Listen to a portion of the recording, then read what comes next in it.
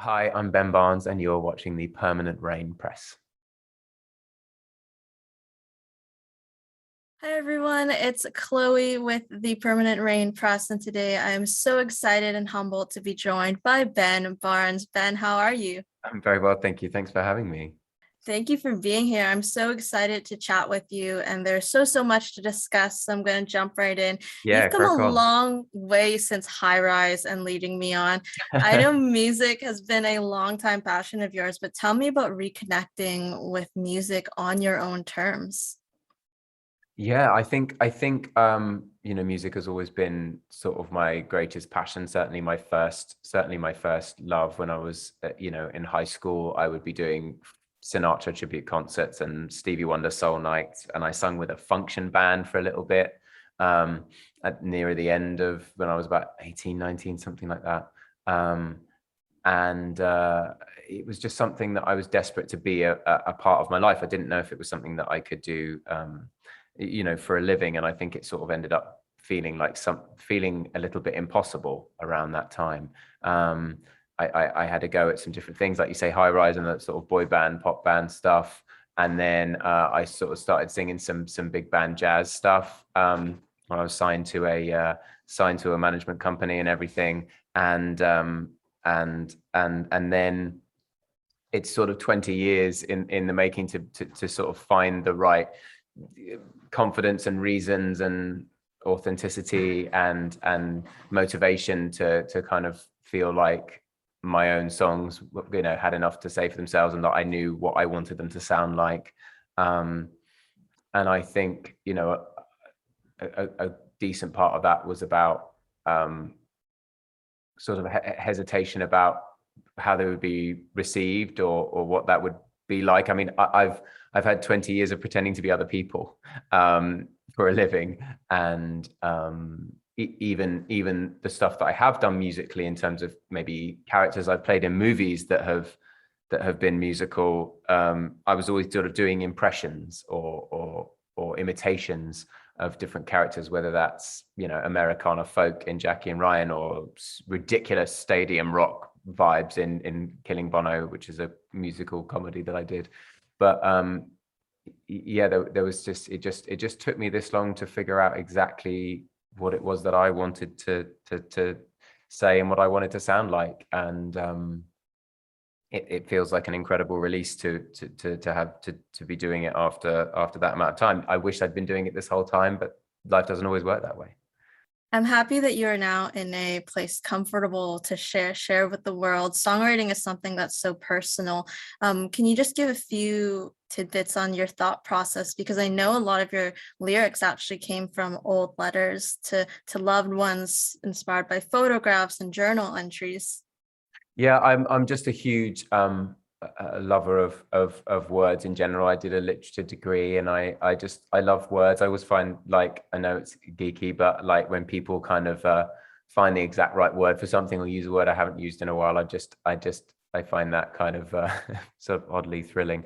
And I think I've always been someone who's like jotted down little phrases that people will use, or and it actually I actually find it kind of like quite a fulfilling crossword kind of activity to put lyrics together, and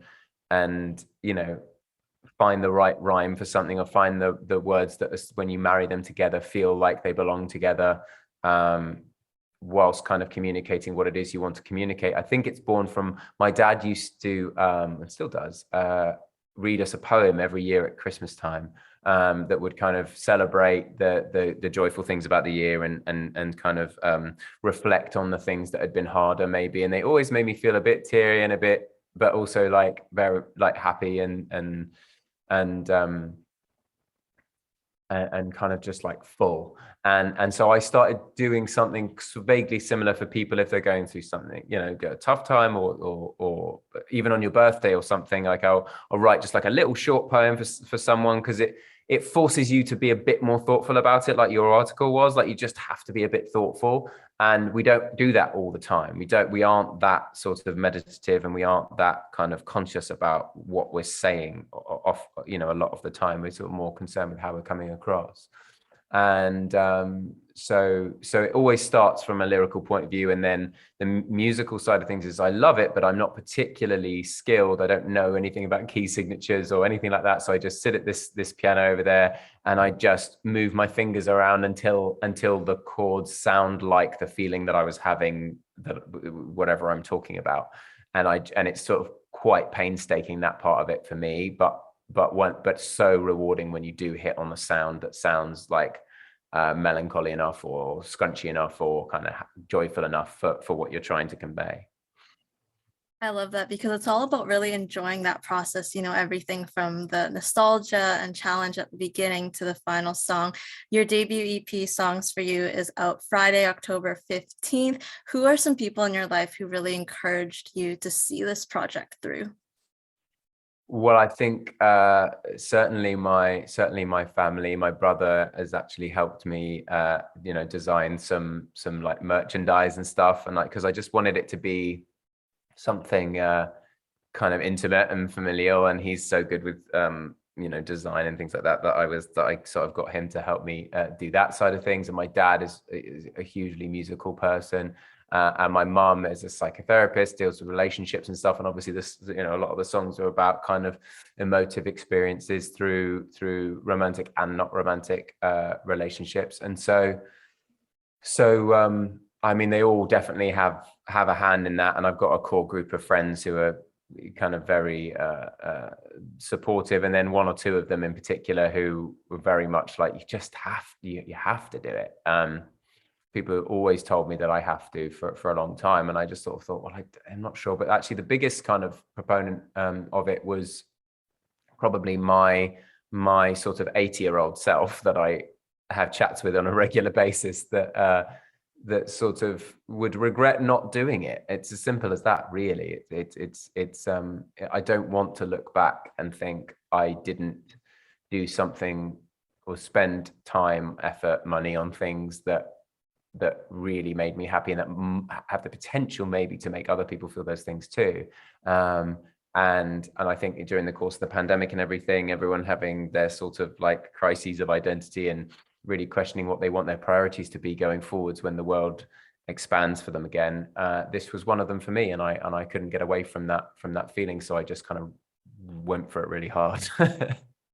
You definitely did, but it all is coming together really well. You announced this on your birthday. I think you were turning 25, is it? Exactly right. Yeah, very good. See, I knew I liked your writing for a reason.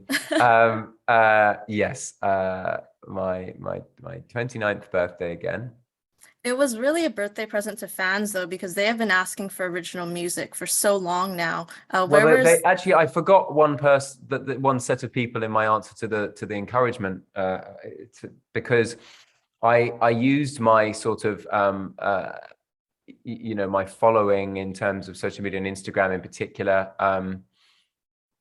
as a sort of a bit of a litmus test, and started doing the covers of little songs at the piano, or little tidbits of things. And when I saw the encouragement from people, and people sort of retweeting gifs, I don't know, of that there's a little video of someone storming around outside a record label for Beyonce's album, go like, "Where's the damn album?" That one, sort of sending me that, and I was thinking, yeah, where is the damn album? Like, I need to like share my own songs here. And that's another thing. It was about it, you know, when you release music, it's called a release, and it feels like that for me. But the other thing you do with music is you share it.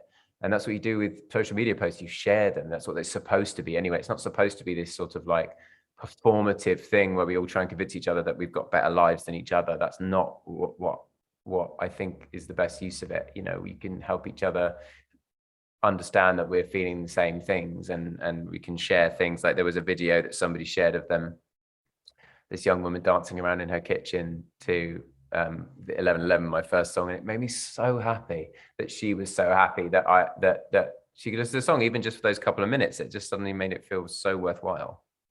That people can really share in the joy of something that you are creating. Now, thematically, what are you hoping listeners feel and take away from this EP as a whole? I think that the thing that the songs have in common, I'm a very like hopeful person, I think, and I think a lot of the stories that I've been involved with telling in my acting career have been about hope, even if I'm the sort of psychotic antagonist. Like I'm the barricade to them getting through to that hopeful quest. But I'm very interested in stories about hope, and sort of a hopeful romantic, really. And so knowing, I mean, some of the songs explicitly state about sort of knowing that it will always get better, and there is always hope. That sort of runs thematically through it, but also the other thing, which is sort of taught to me a bit as a second language growing up in a household with psychotherapists and psychiatrists, is to always kind of look at things from other people's perspectives and try to be as empathetic as you can. When you speak, understand how the person you're speaking to is going to hear it. And I think that all the songs have a little bit of trying to see whatever moment is being sung about from more than one perspective, even if it shifts. Sometimes I shift perspective even in the bridge of a song, like I'm talking about my experience, and then I'll try to understand their experience in a different part of the song even, and I have no problem with songs that kind of shift like that. Well, it is such a rich and full sound. I have to say your voice inflections throughout the EP is just beautiful. And your team, you worked with your producers, John and Jesse. How were they Yeah. able to help you bring your vision to life? Because as you mentioned, like the technical side, you're not as adept to. It's just Yeah, you no, I and needed your them. piano. I needed them very much every single step along the way. I'd sent them sort of, the songs just that I was thinking about, just recorded on voice notes, basically, just me singing and playing the chords. So they were full songs. They were written, but they weren't orchestrated, and actually they were helpful in terms of one of the songs I was not sure if I was going to include, and then we decided to like speed it up and add like brass and make it kind of funky, and I suddenly fell in love with it again, because I think it was all being a bit sort of a little bit schmoopy, a little bit sort of self-indulgent. I didn't want it to feel like that, and yeah, they were so helpful. They put me in contact with some amazing. I used some musicians that I'd known for a long period of time. I used my drummer, for example, Hammy was played the drums in the movie Killing Bono that I did sort of 15 years ago, and we sort of stayed in touch. I knew I had to have him play on it, but they put me in contact with some incredible, like the string arranger, Oliver Krauss. Ollie Krauss was unbelievable.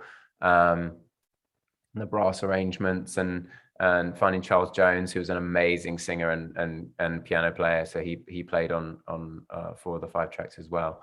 And just kind of introducing me to those people, and then helping me sort of, with a critical eye, saying, I'm not sure this is exactly working. Should we try this or whatever? Like, but just also really hearing me and listening to me. And when I said I need more organ here because I want it to sound sort of a little bit sacred almost, and they would hear me on that, and we would kind of work on that together, which was really enjoyable. Obviously, the pandemic made it all a bit remote and difficult, but one day I'll make an album where I can be in the room with the musicians, which will be amazing. Well, it must just be nice to have collaborators who understand you and your vision, and hopefully you get to work together again in the near future. Now, you should be so proud of the release. So again, congratulations. Thank you. You are an ambassador for Stand Up to Cancer and the incredible work they do, not only for cancer awareness, but also research and trials. Your beautiful mom, Trisha, has fought ovarian cancer, so this is a cause close to your heart. Why is it so important for you to be involved?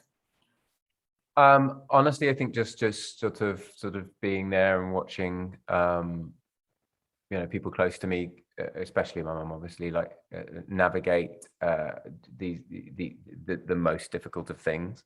I think being faced with the mortality of people that you love is about as awakening as you can get as an experience in life, and she's been fortunate enough have been the sort of recipient of a lot of kind of cutting edge kind of treatment, and she's doing so well.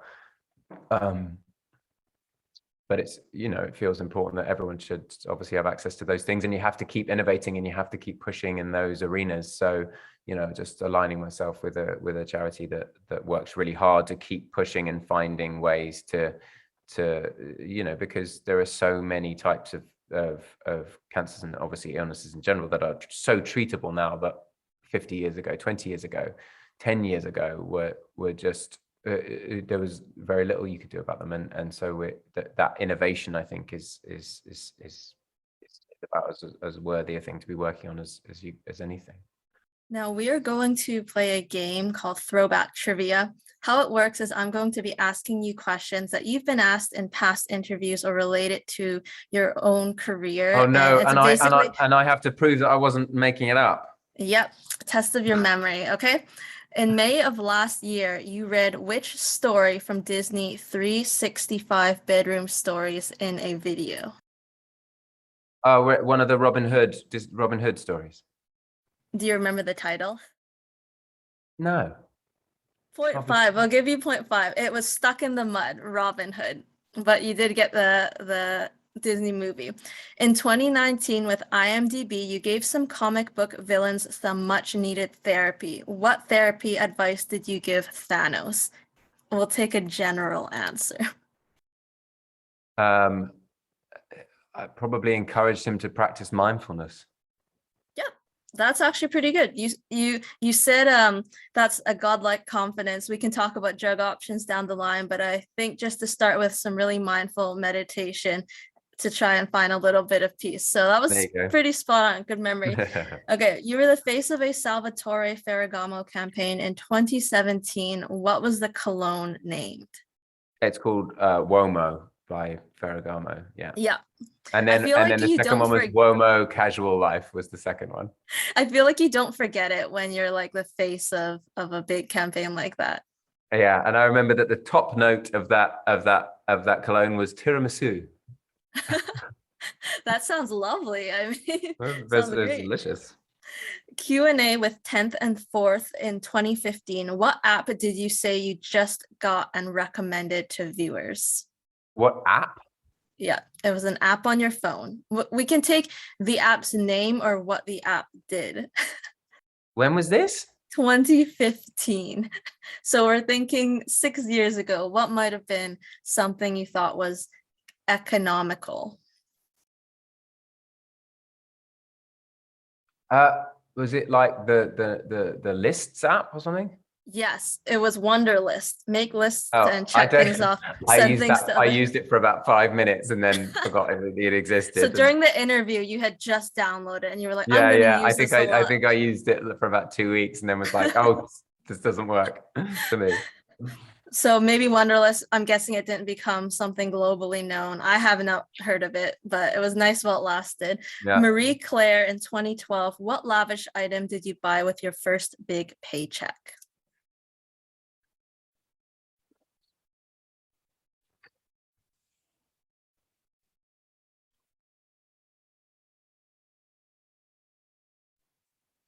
Wow, I don't know. Do you want to take a guess? Kind of a hint? It would be too spoilery. It's something that is still, I'll tell you, it's something that's still in your life today.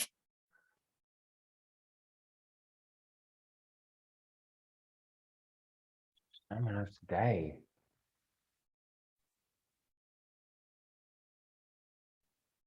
No, I'm failing. I have no idea.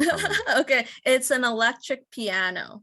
Oh, yes, I do still have that. It's downstairs, although it's been replaced by this beautiful 70s baby grand that I got last year. So it doesn't get as much love, but you might see it feature on some little videos soon.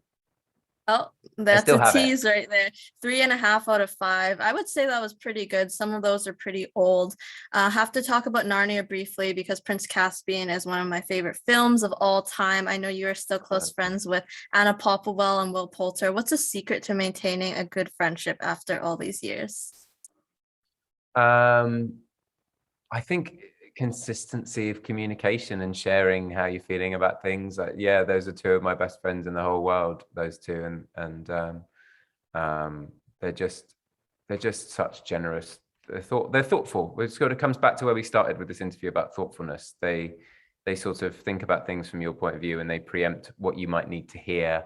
They're two of the most thoughtful people I've ever met, and I think that, yeah, that's something that I appreciate so much, that it's sort of, we have it's mutually beneficial. They're just kind. And Will, it was just announced the other day that he was cast in Guardians of the Galaxy. Have I you know, managed to and text him, give him a he ring? His secretly phone's told me blowing up. about it. He'd secretly told me about it, and then he was like making me guess what character it was, and So you knew before the announcement. You must be so proud of him. no, I didn't, because I couldn't possibly have. Yeah, I'm so proud of him. I'm so proud of him. Shadow and Bone season 2, you bring such a depth and confidence to General Kerrigan. What are you looking forward to exploring in season 2? I'm just very excited to see what they might do from the books, because the character becomes a bit more representative and less human in Lee's stories, and so I'm excited to see how they sort of find ways to keep him a human, because I'm interested in the humanity of the characters. I also have a list of phrases from the books that I still have not managed to sandwich in, obviously, because some of them are relevant later on. So I've got 5 or 6 lines that I'm like, I need to say these before you kill me. Do you want to give us one of the lines? Do you have one off the top of your head? I don't have them off the top of my head, but there's a particularly sort of nasty line about